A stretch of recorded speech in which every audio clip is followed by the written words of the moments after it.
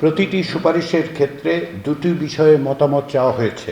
নির্বাচন সংস্কার কমিশনের 10টি সুপারিশে ভিন্ন মত পোষণ করেছে নির্বাচন কমিশন, যা নিয়ে সুনির্দিষ্ট 57টি মতামত ও 4টি পর্যবেক্ষণ তুলে ধরে সংস্কার কমিশনকে চিঠি দিয়েছে তারা।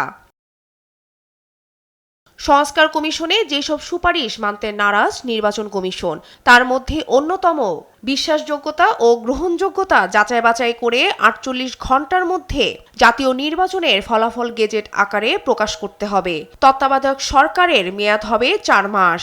তার মধ্যে জাতীয় ও স্থানীয় নির্বাচন সম্পন্ন করতে হবে। সব নির্বাচন 4 মাসের মধ্যে করতে হবে। আমরা বলেছি এটা আর কার্যত সম্ভব না। তার কারণ হচ্ছে যে আমাদের parliament election plus local government elections, local government election over the period of time, 5টা টিয়ারে over the period of time হয়। তো এটা 4 মাসের মধ্যে করা এটা সময়ের সাথে আসলে খুবই একটা ডিফিকাল্ট। সংসদীয় আসনের সীমানা নির্ধারণের জন্য আলাদা স্বাধীন সীমানা নির্ধারণ কমিশন গঠনেরও আপত্তি জানিয়েছে নির্বাচন কমিশন।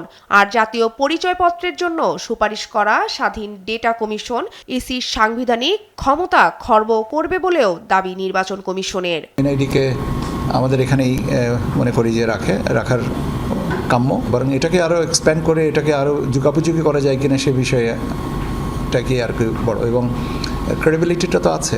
এছাড়াও আঞ্চলিক নির্বাচনী এলাকায় সীমানা নির্ধারণ পদ্ধতি, প্রার্থীদের যোগ্যতা অযোগ্যতা, মনোনয়নপত্র, ইসির আর্থিক স্বাধীনতা, ইসির সংঘটিত অপরাধ এবং আরপিওর বিভিন্ন ধারা সংশোধনের বিষয়ে দ্বিমত পোষণ করেছে নির্বাচন কমিশন।